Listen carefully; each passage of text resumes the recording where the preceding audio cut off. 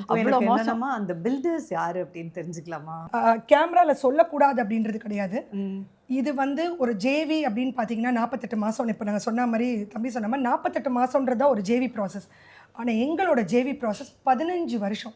15 வருஷம் நாங்கள் ஜேவிக்காக அலைஞ்சி எங்களுக்கு அது சொல்யூஷன் கிடைக்காம literally we lost life, we lost everything in our family. நிறைய 14 பேர் 14 21 பேர் இறந்துட்டாங்க. 21 பேர் வயசாகி இறந்தாங்க. அப்பனா இது எவ்வளவு பெரிய தீவிரவாதம் பாருங்க. இது வந்து சைலண்ட் கில்லிங் மாதிரி இதுக்கு வந்து என்னன்னா ரத்தம் கிடையாது, கத்தி கிடையாது, துப்பாக்கி கிடையாது, சண்டை போட்டுக்கல வந்து சண்டை போடல, எதுவும் பண்ணல. அவங்க பிளானே இதுதான். ஸோ அப்படின்னும் போது மன உளைச்சலுக்கு தள்ளி ஸோ என்னன்னா now they have given us peanuts. இன்னொரு விஷயம் என்னன்னா ஏன் பேர் வேண்டான்னா இன்னும் ஒரு 11 பேருக்கு அந்த காசு போக வேண்டியது இருக்கு.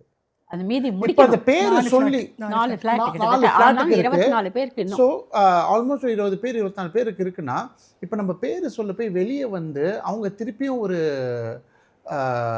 பிரச்சனைக்குள்ள போய் அந்த 20 பேர் பாதிக்கப்பட்டாங்க. அவங்களோட கூட வச்சுக்கிட்டு நாங்க இல்லாம நாங்க எந்த இது புதுசா நாங்க காசு வாங்கணும்னு என்னென்ன ப்ராசஸோ அவங்க வச்சு தான் நாங்க பண்ண வாழ்வாதாரம் போயிடும் பேர் சொல்லி. எங்க பீப்புள் அவங்க வந்து இதில் எல்லாரும் கெட்டவங்கன்னு கிடையாது, எல்லாரும் நல்லவங்களும் இல்லைன்னு வச்சுக்கிட்டா கூட சில பேர் வந்து சில பையன் எடுத்த படம் மாதிரியே சொல்றாங்க.